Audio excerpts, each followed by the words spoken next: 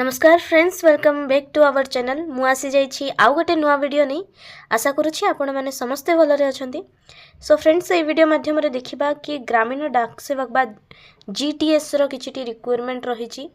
ता विषय कोन कोन नोटिफिकेशन रहिछि, कोन डिटेल रहिछि, ता विषय आमे संपूर्ण भाबरे देखिबा एई वीडियो माध्यम रे।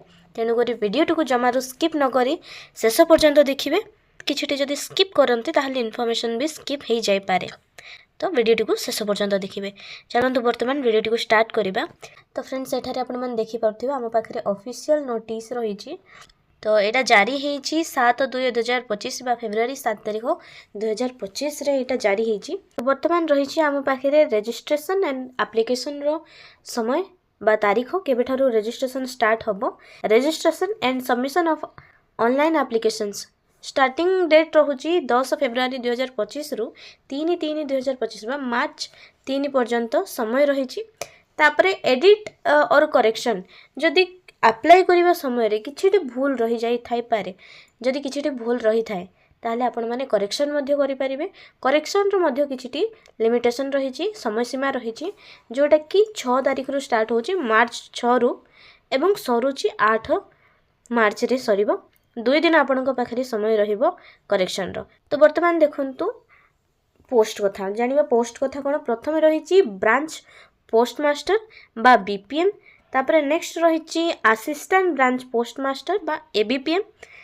तापरे रही डाक सेवक। तीनोटी पोस्ट पई रिक्वायरमेंट रही एवं एठारे रही डिटेल रे।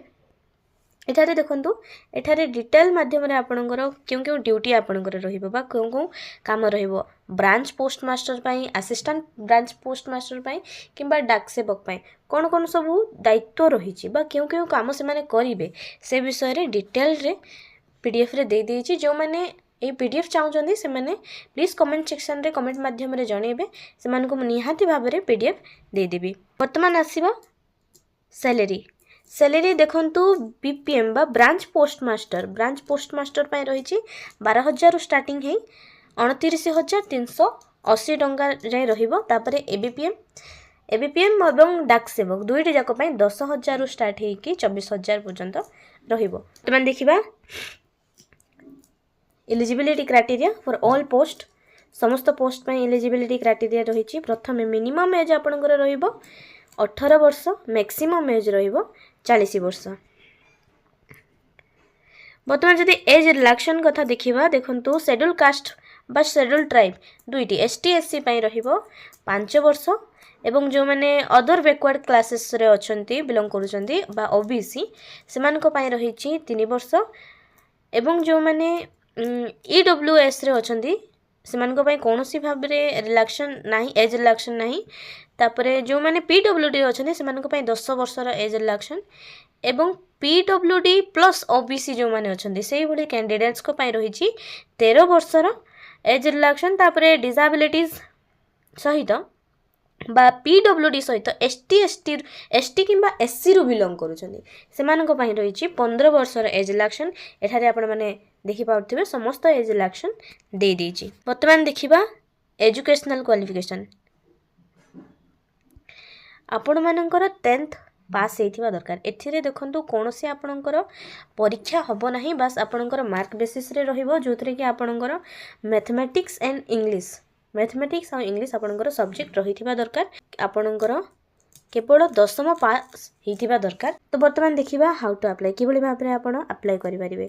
देखंतु एथारे दे देछि वेबसाइट आपणकर इंडियन पोस्ट gdsonline.gov.in। एही वेबसाइट माध्यम रे आपणकर कोनोसी गूगल क्रोम हो किंबा कोनोसी गूगल एप्लिकेशन जो थरे आपण माने सर्च करिवे इंडियन पोस्ट gdsonline.gov.in। ए वेबसाइट को जाई आपण माने रजिस्ट्रेशन करी तापरे आपण आपणकर समस्त रिक्वायरमेंट फिलअप करी सबमिट करी ताको अप्लाई करि परिबे। जदि आपण माने अप्लाई रे समस्त डॉक्यूमेंट जानिबा को चाहउछन्ते ताहले आपणकर 10th सर्टिफिकेट, आपणकर पासपोर्ट, आपणकर गोटे सिग्नेचर रो पीडीएफ ए सब किछिटी जिंस लागिबो। जेतेबेले आपणकर वेरिफिकेशन हबो सेतेबेले देखंतु एठरे मार्कशीट रही। तापरे आइडेंटिटी प्रूफ रे आपणकर आधार कार्ड रही पारे एवं तापरे कास्ट सर्टिफिकेट, पीडब्ल्यूडी सर्टिफिकेट जो माने पीडब्ल्यूडी अछंती सेमानकर पीडब्ल्यूडी सर्टिफिकेट, ईडब्ल्यूएस सर्टिफिकेट एवं transgender certificate date of birth proof एटा आधार कार्ड रे मध्य हे जीवो डेट ऑफ बर्थ प्रूफ तापर medical certificate issued by a medical officer of any government. तो वर्तमान पाई रही एतिकी। जदि आपको वीडियोटी इनफॉर्मेटिव लगी थाए ताहले वीडियोटी को लाइक करी चैनल को सब्सक्राइब करी बेल आइकन टी को क्लिक करवा जमारू भूलिबेनी। वर्तमान रही एतिकी। रहुची नमस्कार।